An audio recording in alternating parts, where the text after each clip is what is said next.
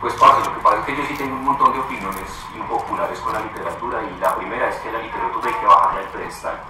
La gente siempre se lamenta, ay, es que la gente no lee. Pues claro, ¿cómo van a leer si tienen vidas de mierda, trabajos de mierda, que no les dejan tiempo para un tipo de cosas como estas? Tienen planes de lectura de mierda que cuando tienes 12 años te clavan el Quijote de la Mancha y no te vas a poder leer en la puta vida. Pero fuera de eso, cuando escuchas escritores hablar, escuchas a manes que no te están hablando a ti, porque están hablando de un montón de cosas que no tienen que ver exactamente contigo, porque tienen en la cabeza como tienen un léxico por encima de la media de las personas, entonces tienen que utilizar palabras súper complicadas porque les encanta que le digan, ve, discúlpame, ¿qué significa eso que acabas de decir? Porque como que se les llena el ego.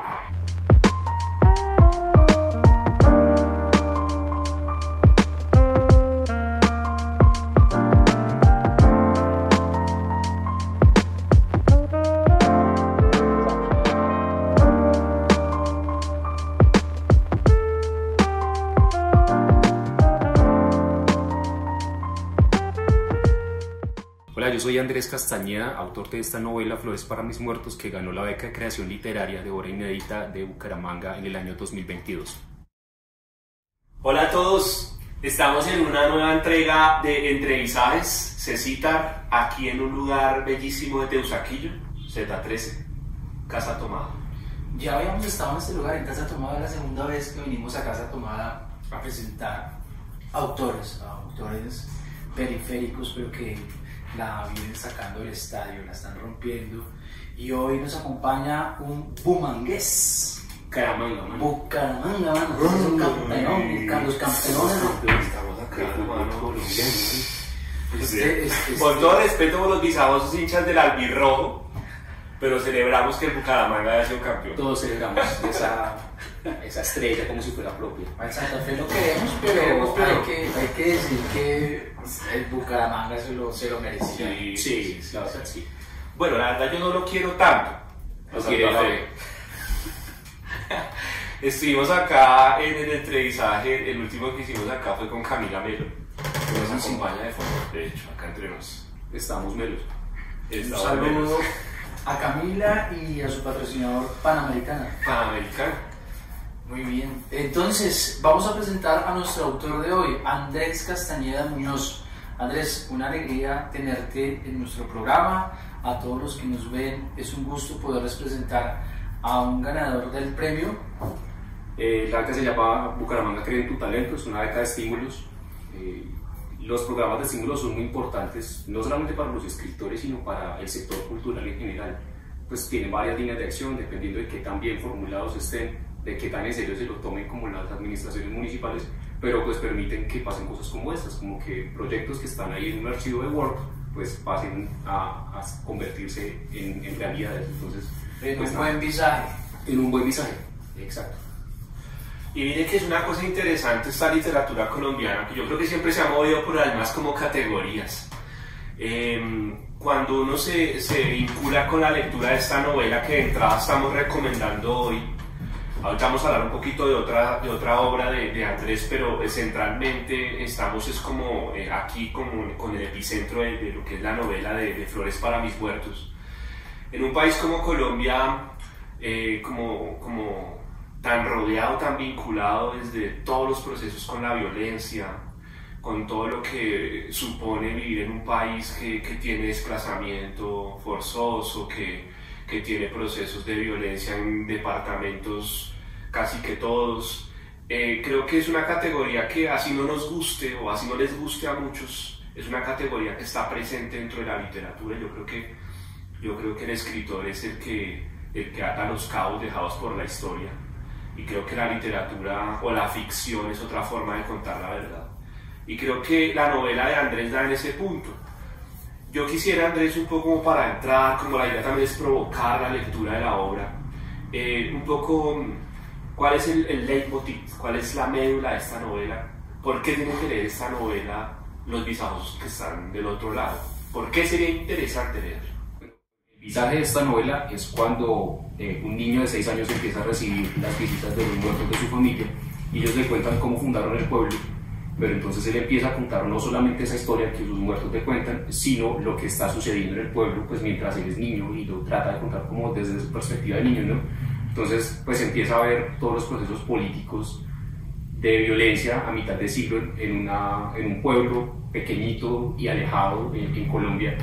Entonces, él empieza como a entrelazar esas historias, y por eso como que la historia no es lineal, sino que va volviendo y va saltando de un lugar a otro la línea temporal, y pues pasan, digamos que bastantes cosas que creo que todos los que hemos estado en algún momento enterados o leyendo sobre historia colombiana, pues como que vamos a poder como reconocer ahí. Andrés, es que Mauro se me fue un poquito adelante y bueno, vamos a sacarle provecho a esa pregunta de Mauricio, porque sí me parece que es una excelente pregunta, pero me da pie para hablar un poco y uno comenzando a leer el libro, y quiero traer a cuento una anécdota, porque me parece que es muy importante volver a citar esa anécdota, y es que los profesores de literatura de las universidades, ellos siempre van a privilegiar el canon, y entonces van a decir, como me ocurrió a mí, ¿no? Un estudiante lleva el libro de uno y resulta que ese libro, no, eso no es de... Pero a lo que voy es que, ¿qué hace distinta esta novela a Pedro Páramo? ¿Sí? Uno podría escuchar el eco muy real, que está ahí presente de Juan Rulfo, pero ¿qué hace que esta novela sea distinta a Juan Rulfo y que un profesor no tenga que desdeñar por esta novela que se gana un gran premio, y que un profesor de literatura caprichoso diría, no, saquen eso de ahí? Bueno, pues yo creo que como la mayoría de libros que se escriben desde la independencia, con las editoriales pequeñas y demás, no le pide permiso a nadie para escribir, uno no está pensando en si es canon o no es canon, ¿no? O sea, me viene a la cabeza Camila Sosa, que ella dice como, yo soy una mujer trans y no por eso mi literatura tiene que ser literatura trans. O sea, parece que los únicos que tienen derecho a hacer literatura son los manes como Vargas Llosa. O sea, los manes cisgénero, heterosexuales, blancos, de barba canosa, que se pueden dedicar 12 horas al día a escribir, porque claramente pues no tienen que barrer, no tienen que cocinar, porque tienen gente que les hace todo. Entonces, pues creo que para empezar, como muchas obras que se escriben desde la independencia y desde el margen, pues es que no les pedimos permiso a nadie para escribir, escribimos lo que se nos canta y ya, y se lo entregamos al mundo. Y bueno, pues obviamente Pedro Páramo es una novela que pues, es indefinible, pero es una novela que al menos para el universo latinoamericano es muy palpable, es muy real, como que uno la siente, como que podría pasar en el pueblo de uno, en un pueblo que uno conoce, ¿no? Pero de alguna otra manera creo que en Pedro Páramo esa línea de historia entre los vivos y los muertos es mucho más difusa, es como mucho más difícil de entender en qué momento un personaje realmente está vivo o no está vivo, ¿sí? En esta novela, en realidad no, el narrador pues es una persona real que existe en el plano que estamos nosotros, y simplemente como que está tratando de mediar precisamente esos dos planos que confluyen a través de él, ¿no? Excelente. Bueno, aquí en Casa Tomás estamos hoy tomando té. Sí, menos el parcero que está tomando pola, porque pues... Hay una contraposición acá porque de la cerveza nunca es César, pero hoy estamos con antibióticos. Estamos en época de abstención etílica. A ver, María, todo un epitafio para introducir 7 cuentos suicidas también de Andrés Felipe Castañeda. Mauro, ¿qué tal la vaina? Esta obra de Andrés, y ahorita voy a retomar esta con unas cositas que tengo ahí como pendientes. Esta obra es previa a la novela. Dicen que los cuentos son como la plataforma para saltar a la novela, pero yo no estoy de acuerdo tanto con eso. Creo que el cuento por sí mismo también es un género muy potente, incluso es un género que requiere una disciplina incluso mayor, porque digamos que tiene que tener atrapado al lector desde el principio hasta el final. La novela puede permitirse ciertas licencias. El cuento es un género también de vértigo y es un género también de disciplina. Hay académicos que lo sustraen a que es el salto a la novela o la preparación a la novela. Pero, Andrés, ¿tú qué opinas de eso? Y cómo surge esta obra que se llama 7 cuentos suicidas, que está publicada con la extinta Fallidos Editores. Bueno, ¿cómo surge? Es que es como complicado porque pues, siempre tuve como la intención de escribir y como que las cosas que me ocurrían a mí, pues llegaran a ser algo, ¿no? O sea, más allá como de ideas sueltas. Y empecé a escribir un cuento que se llamaba Epitafio, que fue el primer cuento que terminé completo. Y yo dije, cuando me ocurrió la historia, dije, esa historia son por ahí 4 páginas. Y cuando lo terminé de escribir eran 20 páginas en el Word. Y me generó como un conflicto porque no sabía si había escrito un cuento o si me faltaba meterme carne para que fuera una novela. O sea, yo, eso está demasiado extenso para hacer un cuento. Y comencé a escribir como otras historias que me estaban hablando. Y después me di cuenta como todas son distintas, pero en todas la muerte está presente. El protagonista se muere o el protagonista se suicida o sucede algo que tiene que ver como con la muerte, ¿no? Entonces dije, bueno, pues nada, vamos a juntarnos todos en un mismo libro. Y pues eran 7 cuentos porque otros que escribí se quedaron por ahí por fuera. Y se llamaba pues originalmente solamente 7 cuentos suicidas, y cuando pues estábamos en el proceso de edición con Fallidos, le dije a Leandro, como venga, a mí ese nombre como que ya no me gusta, o sea, se me hace que está como demasiado heavy. Y me dijo, no, dejémoslo, pero si quiere entonces pongámosle como un nombre previo. Entonces por eso quedó Epitafio, 7 cuentos suicidas. Hay un fragmento precisamente del cuento Epitafio que me voy a permitir compartir. Yo siento que la potencia del cuento está siempre como en las primeras líneas. Y yo quiero como que escuchemos esta parte, porque me parece interesante, porque acá se cumple ese axioma, ¿no? Dice, desperté el día de mi muerte con una palpitación inclemente en el pecho, como un aleteo que no lograba dominar por mucho que lo intentara. Las agujas del reloj sobre mi mesa de noche marcaban las 4 de la mañana. Permanecí en silencio, inmóvil, intentando en vano controlar el temblor absurdo que me ganaba lugar en el pecho y que se extendió a mis brazos y a mis piernas. Esto tiene como ese tufillo garciamarquiano de Santiago Nazar, que se despierta el día que van a matarlo. ¿Qué influencias hay de la literatura colombiana en la obra de Andrés Felipe Castañeda? Pues además de García Márquez, que más allá del hate que pueda despertar, pues es un escritor supremamente completo, universal, cuyas obras son, no sé, como una cachetada en la cara. Hay una novela que a mí siempre me ha marcado mucho, a la que voy cada tanto, a la que, no sé, cuando me preguntan por libros que han sido importantes para mí, es La multitud errante de Laura Restrepo. Es una novela que me dolió profundamente la primera vez que la leí, y la segunda vez que la leí, y la tercera vez que la leí, porque pues es una novela descarnada, es una novela que habla, digamos que sin mostrarlo, pero sí lo retrata muy bien, el conflicto colombiano, como el éxodo de personas que van de un lugar a otro, y que comienza también con una frase que es súper poderosa, ¿no? Que es una frase que es muy dolorosa, ¿no? O sea, tú lees esa frase y sabes que la novela va a ser buena y que va a ser una gran historia.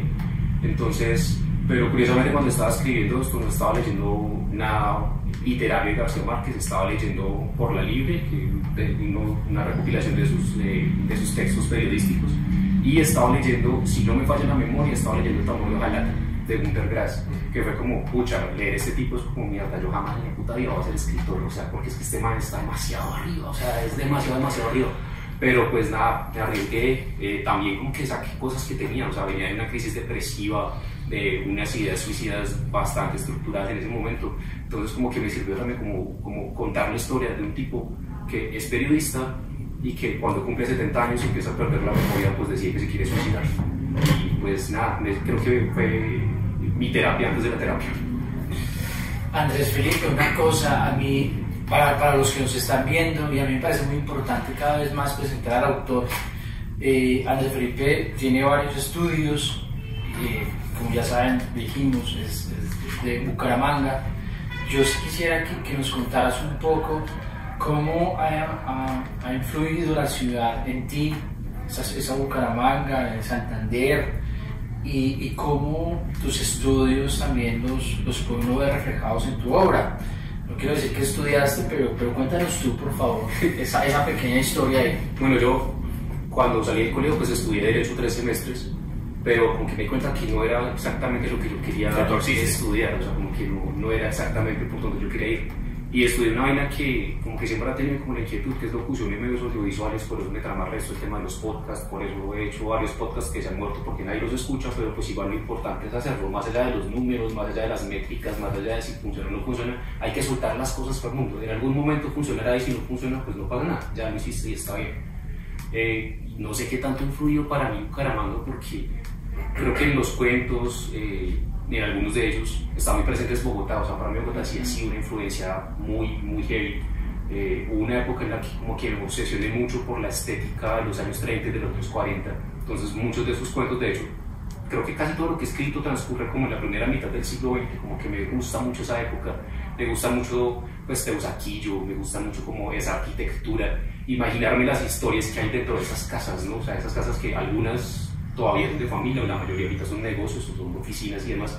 Y pues claro, es bien interesante porque es como el inicio de ese proceso de aburguesamiento de la ciudad, también pues pasó por procesos de exclusión de las clases menos favorecidas y demás, pero de igual hay unas historias ahí que son una chimba, que se las como conocerlas, como poder saber que se han estado ahí, pues de eso estar en una casa como esta, nada más hablando de esto, de bacán. Sí, severo. Andrés, yo me devuelvo un poquito a cuando hablabas de Laura Restrepo.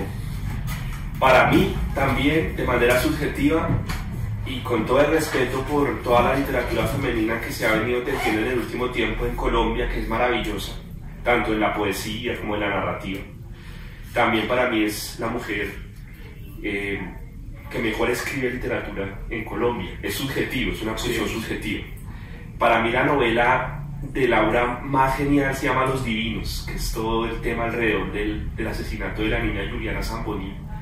Es demoledora también, así como tú hablabas de la multitud errante como algo descarnado. Creo que esa es como una de las categorías fuertes de Laura cuando escribe. Es demoledora, uno llora leyendo Los Divinos. Hay que leer esas novelas, La multitud errante, Los Divinos. Y conecto con la Laura ensayista a propósito de la novela de Andrés, porque hay un ensayo de Laura Restrepo muy genial que se llama Niveles de realidad en la literatura de la violencia en Colombia. Ella analiza 6 novelas del siglo XX que trabajan el tema de la violencia y va como haciendo una especie de ranking hasta llegar a la número 1, que ella determina en ese análisis, que es como de final de los años 80, determina que es La mala hora de García Márquez, la novela de la violencia por excelencia, en ese ensayo que ella hace. Y ella habla de que tiene que ver ese matrimonio de ficción-realidad en la literatura que hable de ese tema. ¿Qué elementos, yo sé que esto puede llegar a ser como una especie de harakiri, pero qué elementos acompañan de Andrés Castañeda a nivel biográfico esta obra? Esto tiene que tener algún tipo de vínculo con el Andrés ontológico. Esto no solamente tiene que ver con el Andrés que se la pasa en un contexto espacio-temporal determinado. Bueno, pues Borges decía que toda literatura pues, es autorreferencial y que él era todos sus personajes de alguna u otra manera. Digamos, como que hay de mí, le tiro el facto así de entrada, pues en la portada el retrato que hay es el retrato de mi bisabuelo. Entonces, cuando me gané la beca, pues era finalizando 2022 y estábamos como súper afanados con la edición, que le agradeceré toda la vida a Andrea Vergara, gracias por editar una novela tan rápido. No sabíamos qué hacer con la portada y estábamos hablando con Andrés Pascuas, que también Parcel Pascuas, una chimba tú, gracias por acoger la novela y hacer que exista en el mundo. Como que estábamos buscando como flores, como cosas, como parce, no hay Luca para un diseñador, o sea, no hay Luca para pasarle a un ilustrador, ¿cómo hacemos? Y yo me acordé que esa foto estaba por ahí, pues estaba mal tomada, estaba recortada y pues armé el collage y Pascuas dijo, no, eso está una chimba. Y él me ayudó como a terminar de contextualizarla, ¿no? Yo le había puesto un fondo como azul oscuro, algo así, y la terminó como de armar, le metí como el cafecito, o sea, como todas este montón de cosas que hace que un libro como que se nutra, ¿no? Todas esas pequeñas cosas hacen que un libro objeto, porque pues finalmente los libros son objetos, pues como que sea algo mucho más íntimo y se convierta como en una pieza de un pedacito entregándole a la gente. Entonces, pues de entrada sí, el retrato de mi bisabuelo, Florentino Ramírez. Y bueno, creo que también como experiencias, no sé si paranormales o pseudo-paranormales o pseudo-metafísicas que experimenté siendo chiquito. O sea, yo veía como no sé si al diablo o la muerte en la pared del frente de mi cama cuando era muy chiquito, debía tener unos 5 años, y yo me asustaba mucho, y inclusive sé que una noche yo llamé a mi mamá y yo seguía viendo y seguía escuchando. Cuando crecí pues dejó de suceder, pero claro, o sea, es de este tipo de cosas que uno no sabe si se las soñó, si realmente sucedieron, pero pues están ahí, son un recuerdo latente. Entonces, quizás esas dos cosas, sobre todo esas dos cosas. Yo tenía 7 años cuando comenzaron a visitarme los muertos de mi familia. El primero fue mi bisabuelo Cipriano. Lo supe por el retrato que tenía colgado mi abuela Emilia en el pasillo que daba a su habitación. Fue la primera fotografía que se tomó en el pueblo, obsequio de Roger Luke, un expedicionista británico caído en desgracia que había llegado hasta el último rincón del mundo cargado con una cámara y que costeó su estadía en el pueblo trabajando con su enorme máquina del futuro. El bisabuelo Cipriano se sentaba en el borde de la cama con el sombrero apoyado en las rodillas y me contaba la historia de cuando él, la bisabuela Berta y otras 7 familias llegaron al pueblo a mediados del siglo de la independencia. Uno puede aquí encontrar el origen, ¿no? Uno puede, digamos que la pregunta por ese terruño allá en Santander lo lleva a uno a encontrar en estas primeras líneas de Andrés esa pregunta por de dónde venimos, ¿cierto? Por lo fundacional. Y yo creo que eso también está muy marcado en la literatura colombiana. Pero yo sí voy a insistir y voy a seguir con mi redundancia. ¿Quién era ese bisabuelo Cipriano? ¿Quién era esa abuela Berta? Bueno, pues, en tu vida, y luego cómo se ficcionaliza. Bueno, pues yo a mis bisabuelos claramente no los conocí, pero mis abuelos maternos sí fueron una gran influencia en mi vida, porque pues nosotros vivíamos en Bogotá y cuando yo era pequeñito, como que el parche de los domingos era ir allá, que mi abuela cocinara, y como sí, o sea, hubo una gran presencia de ellos en mi vida, hasta que mi abuelo murió cuando yo tenía 12 años, 11 años. Y claro, uno a esa tal vez como que no dimensiona todo lo que representa la muerte, como la ausencia física de una persona, y mucho tiempo después, cuando comencé como a tener inquietudes, como que había preguntas que había querido hacerle a él, como sobre cómo era el pueblo, de dónde era él pues cuando era joven, cómo se comenzó a construir, y obviamente pues eran preguntas que ya no se podían hacer, porque claro, evidentemente no puedes hacerlas. Entonces, sí, o sea, siento como lo mismo que les decía ahorita, como con relación a las casas, imaginar las historias detrás, pues igual todos tenemos una historia detrás, o sea, como decía Elkin Ramírez, que todo hombre es una historia, pues claro, es la suma de su historia y de la historia de quienes lo antecedieron, ¿no?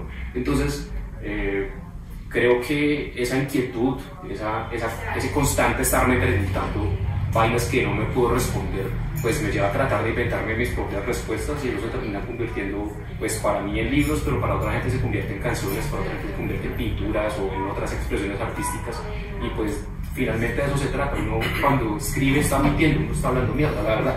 Sí, o sea, yo no soy un niño de 6 años que habla con los muertos de su familia, pero a través de toda esa mentira que uno está diciendo, pues está contando cosas que sí son verdad. Sí. Yo quiero ir redondeando un poco este visaje, me parece muy chimba, de verdad. Aparte porque tocaba casar a Andrés, weón, porque se nos va ya mañana. Entonces, esos son visajes que me parece que quedan en rumbo a la libertad. Rumbo a la Libertadores. Otra vez que esperan con Michel de Santa Fe. No, ya más entrado en confianza, de malas. ¿Cómo ves tú como un escritor emergente la literatura colombiana emergente, underground, que están surgiendo de las ciudades, del país? Este es un canal que se ha esmerado por promover lectura, que ya tiene varias entregas, que ya tiene una tradición, se puede decir, y que se la pasa apoyando al emergente y se la pasa apoyando al underground, porque creemos en el emergente como la metáfora de una casa así como estas, de que estamos en el sótano y que hay muchos que están en el ático, y que hoy puede ser una profecía estar en el ático, porque resulta que muchos de los emergentes y de los underground ya están golpeando con fuerza ese sótano y ya se están asomando. Y creo, con César también lo hemos dicho en muchas entregas, que esto es una vitrina que nos hace ver también cómo esta literatura emergente a veces se siente mucho más potente que la que está posicionada por las grandes editoriales y los mismos autores. Tenemos que seguirnos leyendo entre nosotros, tenemos que seguir haciendo prevalecer espacios como este. Pero yo también quiero preguntarte a ti, ¿cómo ves esa literatura emergente?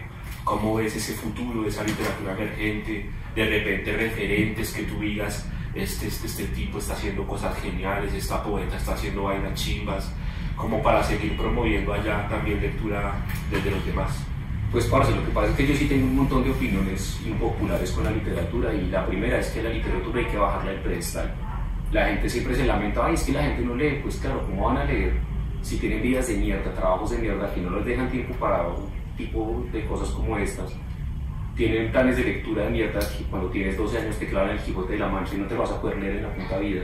Pero fuera de eso, cuando escuchas escritores hablar, escuchas a manes que no te están hablando a ti porque están hablando de un montón de cosas que no tienen que ver exactamente contigo, porque tienen en la cabeza como tienen un léxico por encima de la media de las personas, entonces tienen que utilizar palabras súper complicadas porque les encanta que le digan, discúlpame, ¿qué significa eso que acabas de decir? Porque como que se les llena el ego, y la literatura hay que bajarla, porque hay que ponerla en la tierra, en donde está la gente, porque la literatura le habla a la gente. Entonces a mí se me hace que esa potencia en la que tú hablas viene precisamente de la intención de contar historias sin pedirle permiso a nadie, o sea, sin pensar en el canon, en si esto se vende o no se vende, ¿sí? Entonces, claro, ahí están las editoriales independientes, que aquí hay un montón de editoriales súper valiosas, están Nueve Editores, está Sílaba, está Impar, que son editoriales que están trabajando para promover nuevas voces y se están arriesgando a contarlas y a mostrarles a las personas que hay gente que está escribiendo y que les está hablando a ellos, que está hablando de sus propias experiencias y de cosas con las que la gente puede conectar. Entonces yo creo que esa potencia viene de ahí, de que no están pidiendo permiso y no están pensando en, ay no, pero es que en Planeta esto no se puede vender, pero es que quizás va a ser un público demasiado complicado. Entonces ese no pedir permiso para escribir y para contar, ese arriesgarse, ahí hay un valor supremamente grande. Entonces la literatura va para allá, creo yo. Hay autores que hacen cosas muy arriesgadas, o sea, por lo menos pienso mucho en John Gómez, un escritor y poeta bumangués. Este tipo pues tiene su propia editorial, la editorial Sátiro, tiene el premio de poesía Basura John Gómez, que alguna vez le preguntaron como es, ¿por qué le puso su nombre a un concurso de poesía? Eso no es demasiado egocéntrico, como no es que no tengo plata para pagar derechos de autor de otro nombre. Entonces pues, y realmente pues es un man que camilla mucho, que escribe mucho, que se mueve un montón, pero no solamente para mover su obra, sino obras de otras personas. Hay gente muy valiosa, Pablo Concha de Cali, que ese man escribe de putas, Manuel Espitia, que es un man que también se arriesga a hacer pues, vainas distintas, y otra gente que quizás escala un poquito más y está en otro lado. Pues, por lo menos a mí me gusta mucho Andrea Medina, Antes de que el mar cierre los caminos, es una novela de putas, o sea, es una gran novela, y que finalmente también como que pone en el escenario que en una novela no tienen que pasar muchas cosas, o sea, en una novela pueden pasar cosas demasiado poquitas, pero ser como tan trascendentales que te dejan choqueado, ¿no? Hace poquito leí de Diana Espinoa una novela hermosísima que se llama Parece que Dios hubiera muerto. Es hermosa esa novela, te toca, te llega un montón, como la sencillez del lenguaje que ella maneja. Muy posiblemente puede utilizar un lenguaje mucho más rico y mucho más complicado, pero decide utilizar un lenguaje sencillo, y creo que también hay un acto político, una forma de manifestarse y de decir, a mí me interesa que cualquier persona pueda conectar con esa historia que yo le estoy contando. Entonces hay un montón de gente haciendo cosas pues supremamente bacanas que hay que pararles bolas y hay que leerlos. O sea, lo que tú dices es cierto. Claro, los grandes referentes de la literatura los son pues porque tenían su club de amigos y estaban haciendo lo mismo que nosotros hacemos, pero con un huevo de luca, parce, que nosotros no tenemos, y un montón de impacto mediático que nosotros no tenemos, pero igual hay que seguir tocando la puerta y saliendo y diciendo, nosotros hacemos esto. ¿Y qué? Muy chévere lo que dice Andrés. Por eso digo que Andrés Castañeda, primero Andrés Castañeda, y segundo Santa Fe. Bueno, y entonces para siempre, lo quiero mucho, señor. Bueno, este visaje me encanta porque de verdad me hace pensar que en nuestro programa también no le tenemos que pedir permiso a nadie para hacer literatura, para producir literatura. no tenemos que pedirle permiso a ningún profesor ni a ningún académico, entrevistar al que se nos dé la gana. Entrevistamos al que queremos y creemos que estamos haciendo literatura y que estamos sacando a la luz a otros autores que de verdad se rezagan por caprichos o porque hay mucha, como le pasó al Santa Fe, ¿cierto? Entonces, la tiradera. Esa ya acaba hasta el Mario. Sí. El subtítulo de este episodio va a ser como segundo Santa Fe. Sí. Yo me encargaré de ese contexto. Los hinchas de Santa Fe nos van a ver, para odiar. Van a denunciar el video y entonces le vamos a terminar pidiendo permiso a YouTube para subir el episodio. Bueno, Andrés, no nada, pues yo de verdad que te agradezco, fue un super programa y no sé, remate, Mauricio. No, de verdad, Andrés, aprovechar como lo remató Santa Fe, sí, como lo que aprovechar este tipo de espacios, seguir pensando en entrevistajes como un proyecto que se sigue formando, cazando invitados que pasan a veces por la ciudad.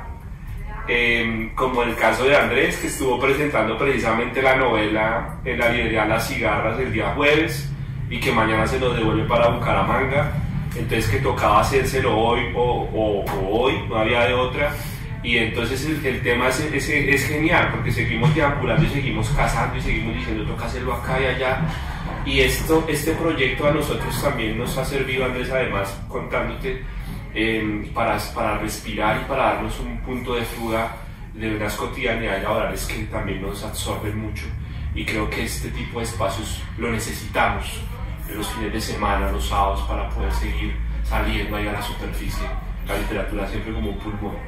Andrés, para terminar, ¿dónde podemos conseguir tus libros?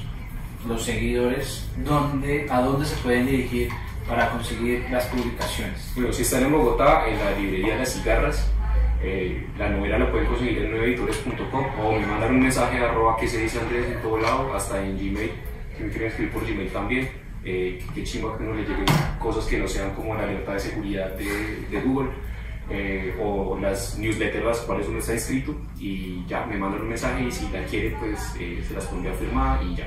Y por cierto, también puede leer a Camila, ¿no? Camila, porque ¿cuál es porque se nos quedó por fuera?